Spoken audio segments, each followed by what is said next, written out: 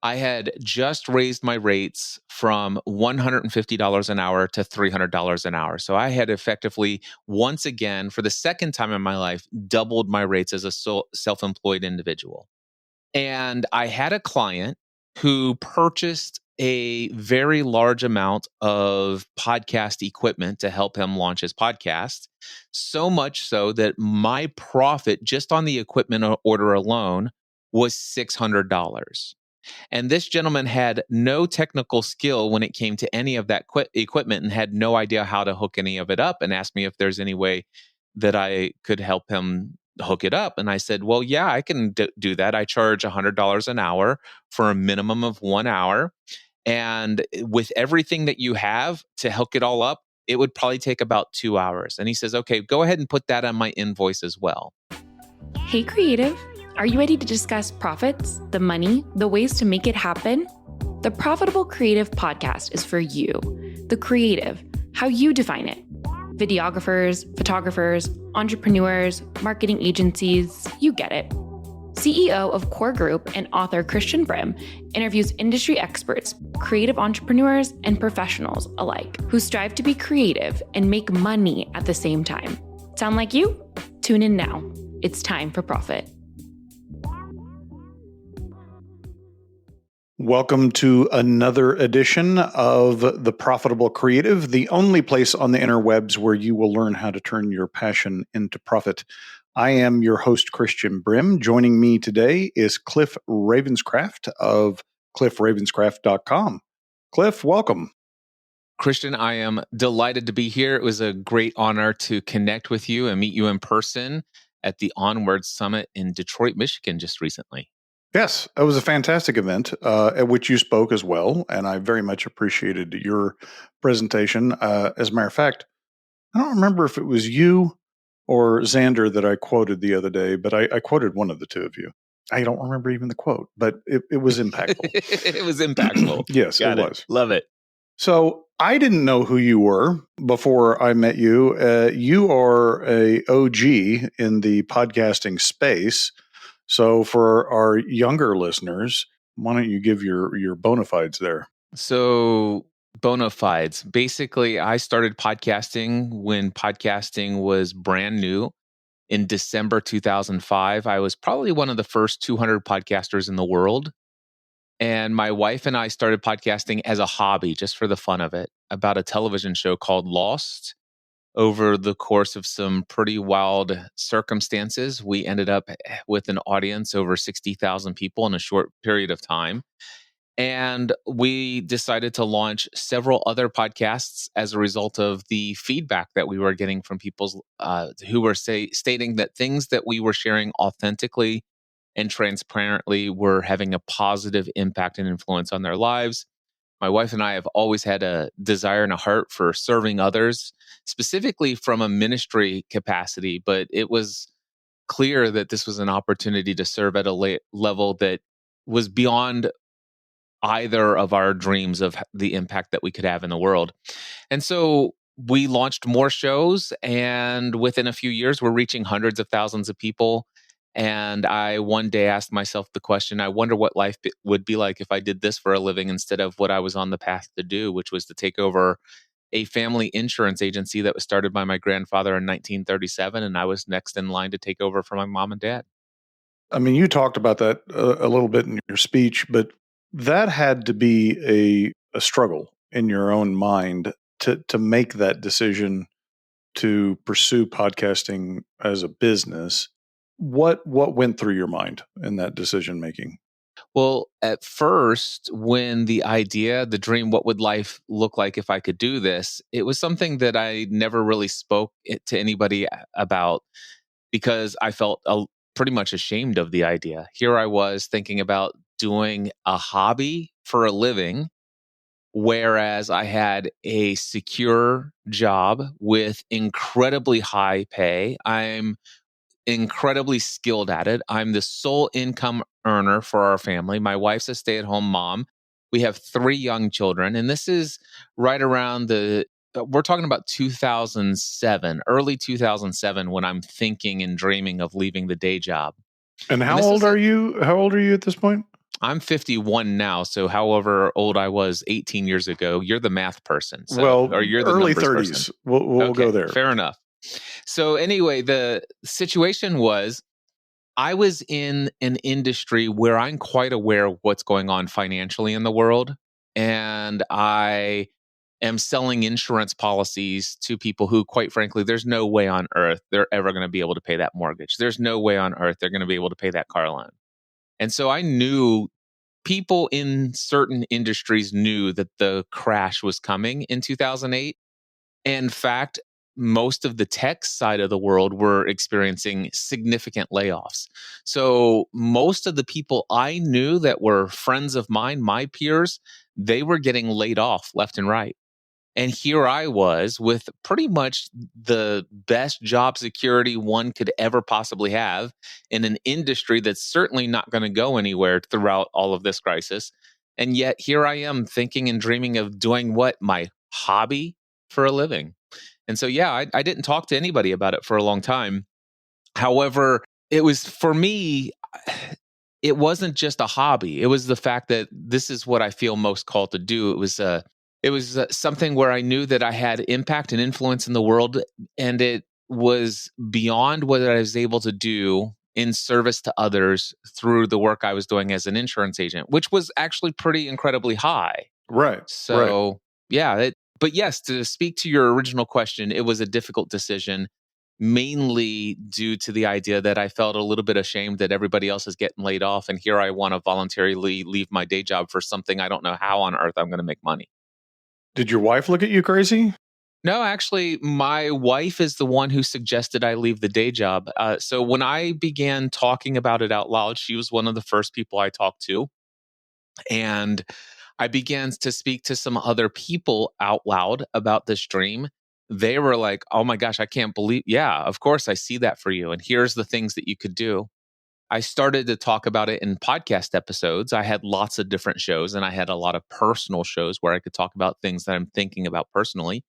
And people who had lived their entire lives as entrepreneurs were reaching out to me and says, you could totally do this. Here are 5 different things that I think you could do to generate revenue. And every time somebody said something positive to this idea of me leaving the day job, I came home and had those conversations with my wife. And then finally, one day, I got so frustrated by my lack of passion for the work that I was doing in insurance because I had been all consumed with the passion for what I was doing through podcasting that I just had a string of really bad days of unfulfilling work. And finally, my wife said to me, she goes, that's it. Tomorrow, you're putting in your 90-day, well, she said, you're going to tomorrow to have a conversation with your dad. You're letting him know that you're quitting. And I went in the next day and gave a 90-day notice. So your dad looked at you like you were crazy. That's what I thought. I was like, it was pretty easy for me to make that decision because I was convinced that my dad, being a very intelligent man, was going to talk me out of it first thing in the morning. So it is kind of an easy decision to make. And I went in and I said, Dad, I need to talk to you. And he's like, yeah, what's going on? And I said, I just want you to know I'm putting in my 90-day notice. I want to do podcasting as my career for a living. And he goes, I have been waiting for months for you to come in and tell me you're ready to leave. Interesting. So he already knew. Yeah, he already knew. And he also said these words to me. He says, you know how much money you can make if you stay in insurance, right? And I said, yeah. He says, I'm going to tell you right now, if you do what you love for a living, you will make exponentially more doing that than you could ever make here. Fascinating. Okay. So I want to fast forward and then come back. So you don't do podcasting now, correct? Oh, I do podcasting now. Yes. You do. Okay. I misunderstood that. So you're still in the podcast game. Okay. So let's define what you mean by that and what I mean by that. So if you mean, do I teach people how to podcast? The answer to that question is no. I no longer do that. I still produce anywhere between 3 to 5, sometimes upwards of 7 podcast episodes a week, but not necessarily for business income. Maybe one could argue a significant portion of what I do is marketing for my business. So yeah, I'm in the podcasting game. Okay. All right. So let's go back. you started this based upon passion, what the impact that you felt that you had and the potential for that, but you weren't sure how to make money at it. And it wasn't like as mature an industry as it is now, where that path was more defined. So talk about how you worked through that, how to make money doing what you loved. Yeah. So the first thing that I will say is that when you have a significantly sized audience, sponsors are, and especially when you have an ideal target niche audience like I did, big companies are looking to advertise and sponsor said content and to get a message out to your audience. So I had the direct TV, Time Warner Cable, Expedia Travel, bunch of other significant national brands come in and advertise and or sponsor our podcast. So they came to you, or did you have to go solicit them? No, they came to us. There were very few podcasters in existence. And so they were recognizing that a lot of attention was being put into the listening of podcasts, and they wanted those niche audiences. So they came to us. Okay. And so did that make you profitable from the outset? Well, my business has been profitable from day one. I started the entire business, everything that I've built, and I've generated many millions of dollars over the last 18 years. And it all started with a $35 cash investment. So I took $35 out of my own personal bank account, and I went to Best Buy and bought a headset, pair of headphones with a little plastic boom microphone off to the side. And it wasn't, it was before USB-C or USB-A. This was 1/8 inch microphone jack and 1/8 inch headphone jack. And I plugged that into my laptop, and I recorded my first podcast episode into a free Audacity software. So my business was profitable from day one. How it started out was I started with free equipment. I had a laptop already, $35 headset. And then all of a sudden, some people said, I think you and your wife should podcast together. I just went ahead and used equipment that I already had around the house. I was actually recording onto a Sharp mini disc recorder with a Sony microphone. Okay. For our first episodes.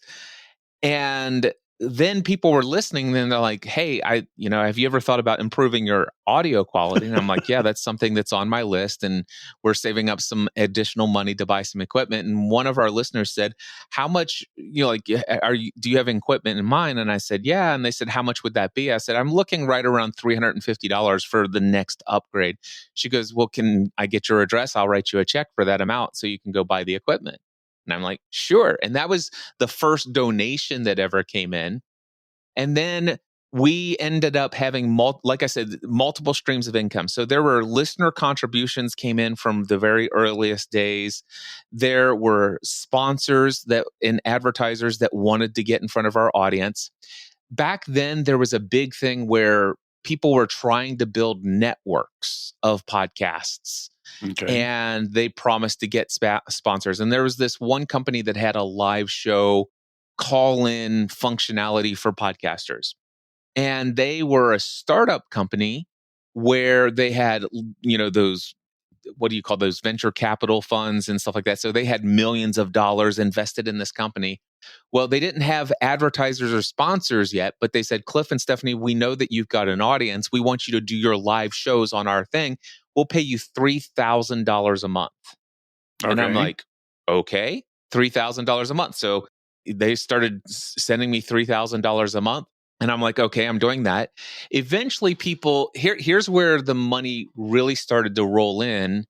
And that was when people said, Cliff, can you teach me how to podcast? And I'm like, sure. And I did it for free. In fact, I was kind of shocked that people would allow me to talk to them for more than 15 or 20 minutes at a time about podcasting. See, I would go to my local church, and Sunday morning, people only want to talk about sports or football or whatever else people talk about. I don't even know what they talk about these days. But I wanted to talk about Lost. I wanted to talk about podcasting. I wanted to talk about that. And they're like, I got no interest in that. So people are like, Cliff, can you talk to me about podcasting? I'm like, yeah, I can. And so eventually I talked to enough people, and some people said, Cliff, you've got to let me pay you for this. And I'm like, dude, I feel like I should pay you for the fact that I just got to talk about this for the last hour. This is amazing. Enough people started saying, I had one person say, Cliff, you should try this out. Put a podcast episode out and tell people that you're going to take 10 people for $97 and you will teach them, these things about podcasting.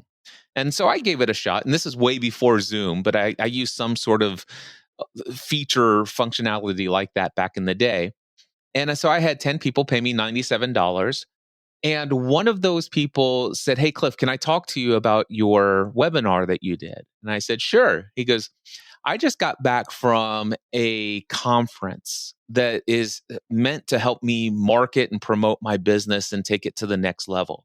And quite frankly, when it's all said and done, the amount of money I paid for the ticket and the travel and everything, we're talking about somewhere between $5,000 to $7,000 all in.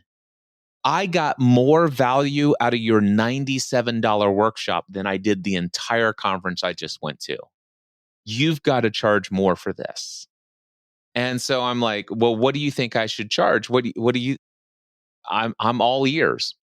He says, why don't you do something for $997 and see what goes out there? And so I started offering things like that, and lo and behold, people started signing up for it. And it was kind of an eye-opening thing. But I still struggled with the pricing for a very long period of time.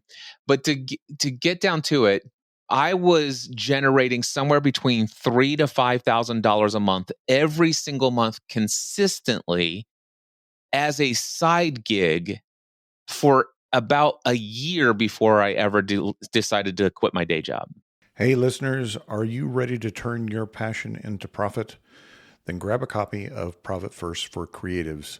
Click the link in the show notes to purchase a copy. And if you're not ready to make that full commitment, you can download a free copy of the first chapter. Check it out right now. Well, yes. So what you said you do your podcast now primarily to market your business. Tell us more about that. Sure. So, by the way, the business that eventually took off, and so I thought when I left my day job, I would get money just getting behind a microphone, and I'd get all these sponsors and advertisers, and we'd have this premium listener contribution kind of thing. And those things are still possible today.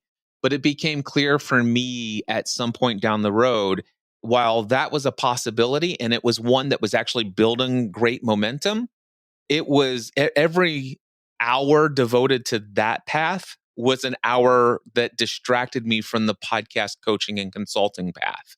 Right. And the podcast coaching consulting path, for every hour invested, I'd make 3 to 5 times more money. And so I went down the podcast coaching and consulting path, so much so that I am personally responsible for more than 40,000 people launching their podcasts. Holy cow. Yeah. So became known all around the world as the podcast answer man. And I was the go-to person in the world to help you launch a podcast. In fact, most of the people who have a podcast today either learned from me or learned from somebody who learned from me or learned from somebody who learned from somebody who learned from me. So that's where I grew into as the podcast consultant that I was. Today, I don't teach people how to launch a podcast because most people fail with their podcasts, at least with what they had hoped to achieve with it. So my promise was, I will help you create a podcast. I will teach you everything you know to have a podcast, and it will sound amazing compared to all other podcasts. Technically, audio quality, it will sound better than anyone else's out there. Now, what you do with your podcast is all yours afterwards, but I will teach you all of the technical aspects. Right. Most people, and we're talking like 70, 80% of people, never made it past their 7th episode. They all fizzled out and died. All of those people who paid all of this money, bought all of this equipment, never made it past their 7th episode. And the reason why that I found is that a majority of them had either no clue why they wanted to have a podcast and didn't realize how much work goes into it, or number 2, they knew that they wanted to build a business and leave their soul-sucking day job, but they started with creating content. And because that just happened to work out for me, so for me, my story is I started podcasting as a hobby. And then all of a sudden there's this audience. And now all of a sudden there's ways to monetize it. So I had told that story so many times, not trying to teach people that this is what I would prescribe for you as to how to build an online business. But what I recognize is so many people think that what I did is how you build an online business. But after a decade of teaching people how to podcast, I became very close friends with some of the most successful online entrepreneurs in the world. And I studied personal and professional development. And I learned that, wait a second, what I did was a fluke. It just doesn't work for everyone.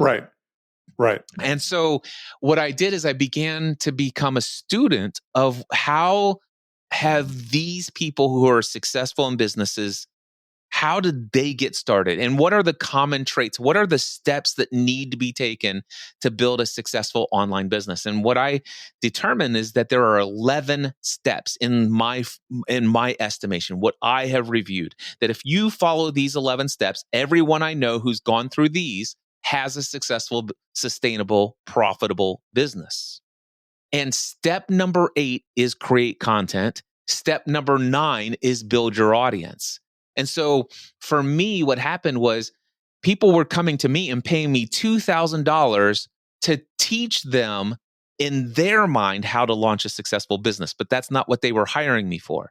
They were hiring me to help them start step number 8, create a podcast, create content. They never did the first 7 steps. And so what I recognize is like, okay, yes, I'm making lots of money. And by the way, people, what they do with what they created, I delivered what I promised. There's nobody that was ever unsatisfied with that. But what I recognize is that, wait a second, I have an opportunity here to really help people succeed in creating what they want to create in this world, to do the work they feel most called to do in this world, to have a more fulfilling life. And helping them launch a podcast, get really excited and fade out after 7 episodes isn't the impact I wanted to have in people's lives. So after a decade of teaching more than 40,000 people how to podcast, I shut all of that down and went from being known as Podcast Answer Man to Mindset Answer Man. And so I began to teach people that success in life, business, and any other area, it is all about, number one, knowing what to do. And not number one, but part of it is knowing what to do, the strategy. That's 20%. But 80% is mindset. And there are so many things that you're missing when it comes to these things. Sure, people can tell you all this, but you've got to get some foundational steps before if you're wanting to leave your day job and that steady paycheck and go out, become full-time self-employed. You need to understand there is a different way of thinking, believing, and feeling to be an entrepreneur. And that switch doesn't happen overnight. You have to know what your beliefs are. You have to change the way you think and feel about money. You have to change the way you think about sales in most cases. So yeah, and you have to have a lot of foundational steps before you ever launch a podcast. And so today, my podcasts are me speaking to people who are on the entrepreneurial path. And I'm like sharing with them, if you are not experiencing consistent, sustainable revenue and profitability in your business, then you're missing some of these elements. And that's what I'm trying to do, is share that. And so my podcast is my place where I encourage, equip, and educate people. And then at the end of each episode, I put calls to actions for various products and services that I create. I love that. I didn't start my business as a side hustle. I just cold turkey and quit my job, borrowed money to start the business. Not ideal. But I think you raised some very valid points about people tend to skip steps. Maybe it's because they don't know the steps, but they want to go with the sizzle. They want to do the thing that they want to do that gives them that dopamine rush or endorphin rush, that they haven't laid that foundation, right? I very much appreciated your presentation on mindset that you did at Onward, because I talk a lot about that in the book, about the money mindset, being intentionally profitable, and our belief system around money, what we learned in our family of origin and growing up, that affects how we run a business financially, because you can't really separate yourself from personal and business. How you run your personal finances is how you're going to run your business finances. It's the same person, right? I found the story most intriguing about the individual that paid you to consult on their equipment, and how you struggled to, in your own head, justify sending them an invoice. Can you share that story with us? Yeah, so this came not too long after I had a significant breakthrough on my pricing. I had just raised my rates from $150 an hour to $300 an hour. So I had effectively, once again, for the second time in my life, doubled my rates as a self employed individual. And I had a client who purchased a very large amount of podcast equipment to help him launch his podcast. So much so that my profit just on the equipment order alone was $600. And this gentleman had no technical skill when it came to any of that equipment, and had no idea how to hook any of it up, and asked me if there's any way that I could help him hook it up. And I said, well, yeah, I can do that. I charge $100 an hour for a minimum of 1 hour. And with everything that you have to hook it all up, it would probably take about 2 hours. And he says, okay, go ahead and put that on my invoice as well. And so I just recall, again, I had just raised my rates.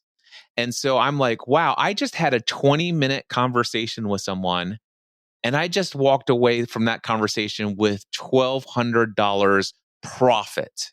All right. The rest was all, equipment that needs to be shipped and all of that other stuff. But as far as my time, I just talked to him for 20 minutes. I'm going to have 2-hour conversation with him, but I just made $1,200. That is amazing. And I just remember being so excited about that at that time. So the time came along. He got all of his equipment. I walked him through everything, and I recorded but this is before we had all the video stuff that we have today, but it was all in audio. I could walk you through this stuff blind. I can say, look for this. Okay, plug it in. And I have a gift of explain it in a way that you can understand it.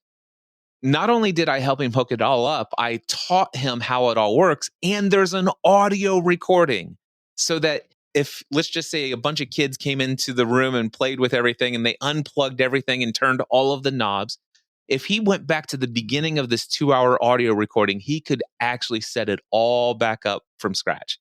So I'm thinking, I'm super thrilled with what I just delivered. He is super satisfied. And I'm like, wow, I can't believe I just made $1,200, and that's all I had to do. This is unbelievable.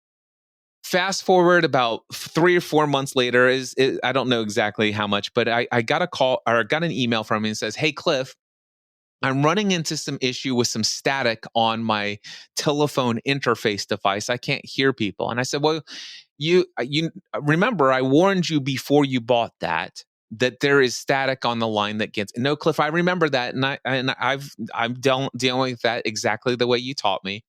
I'm saying to you, Cliff, the static is so loud, I can't even hear the other person, and they can't hear me. That's interesting. He goes, well, hey, I'm not upset. I just wondering, can you help me troubleshoot it? Can I hire you to help me? And I said, well, I'm a minimum of 1 hour for $300 an hour for a minimum 1 hour. He goes, yeah. What's the soonest I can get on? And I'm like, oh my gosh, I'm looking at my calendar, and I was booked 2 weeks out. I had somebody just mentioned me in their podcast, and I mean, literally, I have no breathing room. I'm working night and day at this point. And so he's like, hey, 2 weeks is no problem at all. I don't have anything scheduled for live call-ins until, such and such date. So that's perfect, Cliff. Go ahead and put me on your calendar for 2 weeks from now. And I did. And then all of a sudden, I'm like, man, I feel so bad that he has to wait. and that he's going to pay $300 for me to troubleshoot something. And as all of a sudden it was in the back of my mind. And so about a day and a half later, I emailed him and I said, hey, JK Audio is the manufacturer of this device. They have an 800 toll-free number and the best technical support, and they will be able to solve this probably even quicker than I can solve it. And they won't charge you anything. He goes, Cliff, I really appreciate you thinking of me. And if it's okay with you, if you're still available in the time that we have scheduled, I'd still prefer to just wait and work with you on it. And I'm like, okay, sure. So the time comes for our scheduled call. And I was using a telephone interface system similar to like what we have with Zoom. And you can jump on a Zoom call before the call is actually scheduled. And so I'm on for about 5 minutes early, and he jumps on right like instantly afterwards. So 5 minutes before our call is ready to start. And I said, hey, let's get into this, jump right in. What's the phone number for your listener hotline or for your whatever? I pick up my phone, I dial it in on my cell phone, and I listen and I hear a noise, not static. All right. Static is not the right word. I heard a crossover feedback loop. And I sit there, I'm like, oh, I said, do me a favor, reach behind the JK Audio, pull out the power cable and plug it back in. And he's like, okay, done. And I hit redial on my cell phone. Hello? And he's like, oh my gosh, I hear you. And I'm like, yeah, and I hear you. Problem solved. And I sit there, I said, let me ask you this. When you went out of town, by any chance, did your microwave or stove have a flashing clock on it? He goes, yeah, the power must have went out while I was gone. Well, here's what happened. This has happened to me twice over the years. If the power goes out, when the power comes back on and this device is plugged in, it can send a power surge, which basically there's this fine circuitry in there that creates what's called a crossover circuit, and it creates a feedback loop between the separation of send audio and receive audio. That's all it was. And anytime that ever happens, just unplug it, plug it back in. Now, there's still like 3 more minutes left or 3 more minutes before our call is supposed to start. He goes, awesome, Cliff. Thank you so much. Send me the invoice. And I could not send him the invoice. I said, no, I can't send you the invoice. I said, we still have an hour and 3 minutes left in our call, though. What can I do to serve you? Cliff, I'm great. Really, that's all I needed. And I'm so thrilled. Thank you so much. Send me the invoice. I said, I could not sleep tonight when I put my head on the pillow if I were to send you the invoice. He goes, why? I said, well, because number one, I should have known about that. I didn't think that was the thing. When you mentioned static, it's like, and this has happened to me twice before. You had to wait 2 weeks. But and of course, I'm still feeling a little bit guilty about making $1,200 just a few months ago on all of this stuff. So all of those things.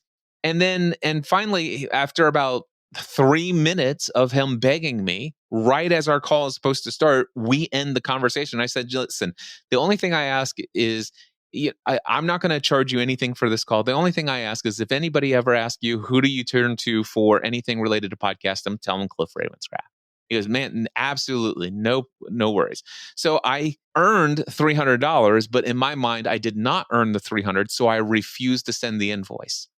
And what I shared at the talk that you were at is it was my belief system that caused me to refuse to send the invoice. My belief is that I was being paid for an hour of my time, and I did not give him an hour of my time. I solved the problem in 90 seconds. I also had a belief that value is determined by how difficult something is to do. And that was not difficult at all. In fact, I also had a belief that the more somebody would hate to do something, but yet they need to do it anyway, the more they should get paid to do it. And I didn't hate what I was doing. And so there's all of these different things that were building and stacking on one another that, quite frankly, made it impossible for me and my values and my beliefs combined to send him an invoice. And that was just one client. And I was doing very many of those kind of exchanges over the first year and a half of my business. Today's episode of The Profitable Creative is brought to you by Core Group. Are you tired of doing it all yourself? Do you feel like you have no plan? Let Core Group guide you to build the business of your dreams. Core Group, your go-to accountant for creatives. And so what you realized, well, what prompted you to revisit those beliefs? Oh gosh, there's so many different things, but I will tell you, it was October 2010. So I started my business in January 2008. So we're talking, what is that, 2 years and 10 months into my journey. I had finally started a mastermind group with a friend of mine named Pat Flynn. And the two of us were absolutely head deep into personal and professional development. I mean, there's very few people on this world that actually study all of this stuff as much as deep as we go. And we were just sharing notes about what we were learning. And it was a conversation about money and pricing. And there was this article titled 7 Reasons Why People Want to Pay You More. And there's a subtitle for this article called 7 Reasons Why Doubling Your Rates Doubles Your Success. And this is an article by Peter Shallard. By the way, if anybody wants to read it, you can go to mindsetanswerman.com/double your rates, all one word or all one phrase, all connected. By the way, mindsetanswerman.com is a domain that I own. And if you just type in mindsetanswerman.com, that's going to send you to me. But I will say, in full credit to Peter Shallard, if you type in mindsetanswerman.com/double your rates, you'll skip me altogether and go straight to Peter Shallard's article. Read that article, you will double your rates right afterwards, or some short period of time afterwards. Another thing that changed that began to help me evaluate everything was this book right here. It's called Secrets. And by the way, we're recording with video as we're seeing each other, so I know this is an audio podcast. But Secrets of the Millionaire Mind by T. Harv Eker. The combination of that article by Peter Shallard and this book, Secrets of the Millionaire Mind, radically altered the way that I view money. And as a result, I began to see, I went from 100,000 a year to 200,000 a year to then 350,000 a year. And I had a year when I made 750,000. It's like just the way I thought and felt emotionally about money was completely shifted. And all of the blocks that I put up from money flowing to me went away. Yes. And I don't know if you've used this term, but the phrase I use is self-limiting beliefs. What you're telling yourself that you believe to be true that is not necessarily true. I mean, you make it true because you believe it, but it doesn't have to be that way. I think creative entrepreneurs in particular struggle with this because, going back to when they were younger, if you're doing something that's not analytical in school, you're making music or you're drawing or sculpting or whatever. It's like, well, that's not a real thing, right? That's just some fun stuff that we do, right? And a lot of people in the creative space feel like what they do is not, quote, real work, right?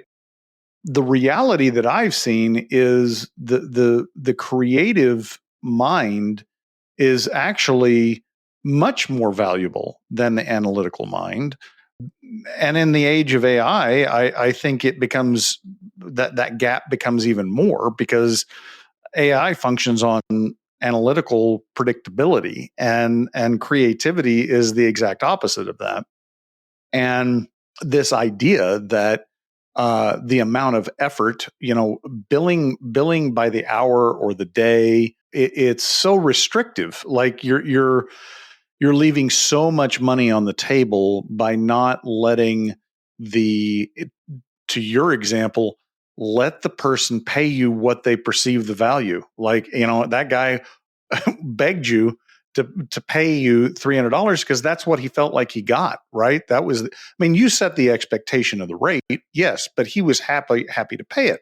And this mindset that you get stuck in, that well, what I did, I didn't earn, has to go away. Yeah. It has to go away. Yeah, just so you know, my thing today, if I were to approach the same situation with who I am as far as what I believe and how I feel today about money and value and stuff like that, I recognize that he had already determined that yes, I would gladly sacrifice an hour of my day and $300 to have Cliff specifically solve this issue for me.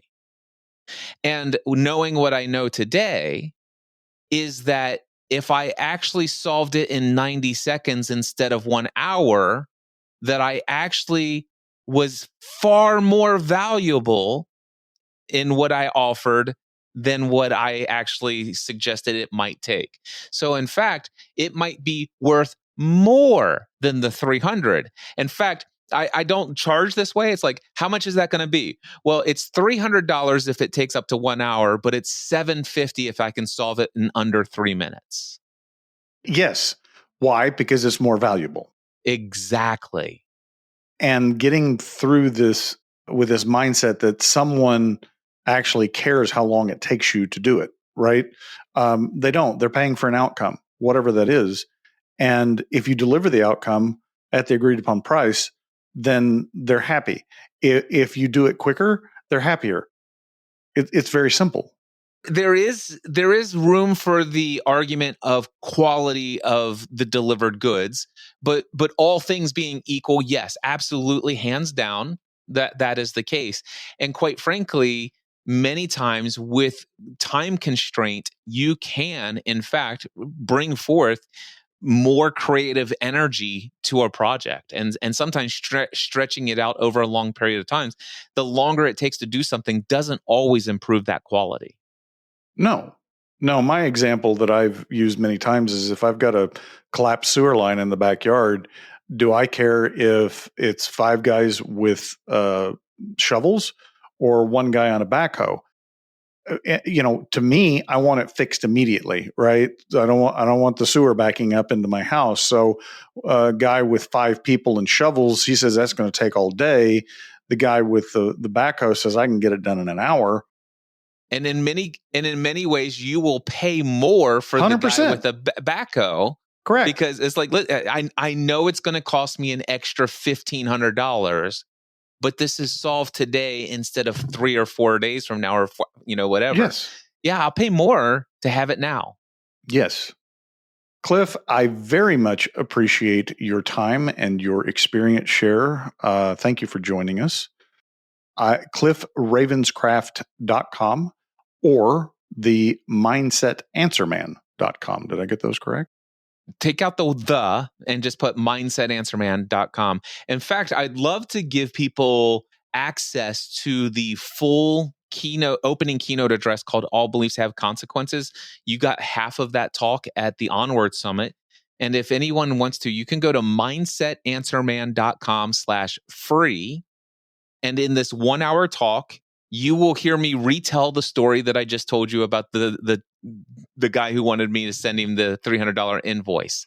However, what you didn't get in this conversation, and you will get in full, is you will learn how, number one, to discover what your limiting beliefs are, because we all have limiting beliefs. Even today, I still have limiting beliefs. We all have limiting beliefs, and we're unaware of about 90 to 95% of the way that we're thinking and feeling in any given moment, in any given day. We're completely unconscious of what beliefs are causing us to think and feel how we're thinking and feeling. And so you will discover how to get to the root of what is my limiting belief or what's my system of limiting beliefs in this particular situation. So discover what your limiting beliefs are is number one. Number two, you'll discover the source of those. And I think it's kind of important to discover where did the belief come from for you to understand that it's not yours, that you adopted it, that you took it in, that you're holding on to that belief. And if you want, you could open your hand and drop it. So that's number two, discover the source. Step number 3 is you will learn how to disassociate, how to actually break up with the belief and kick it out of your life. And that will never do you any good unless you go to step number 4, which is actually conditioning and empowering alternative belief. These 4 things will absolutely transform every single area of your life, including the profitability of your business. And you can get this talk for free at mindsetanswerman.com/free. And by the way, that is session 1 of 8 sessions in my Free the Dream online course, which is an annual conference I used to do.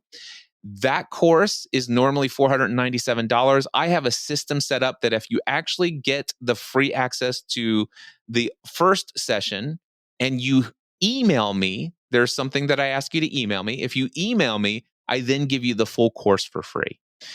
No strings attached, no expectation, no obligation you ever buy anything from me, but it all starts at mindsetanswerman.com/free. I love it. So you got the tease here, you got the hook. Now you have to go find out how to fix it. I love it. Cliff, thank you again. Listeners, if you like what you've heard with me and Cliff, please subscribe to the podcast, leave a rating, share it with a friend. If you don't like what we've talked about, shoot us a message and I won't have Cliff back on again. Love it. Until then, ta-ta for now. And that's a wrap for today's episode of The Profitable Creative. Until next time, you money lovers. And don't forget, Profit First for Creatives is live via Amazon. Link below.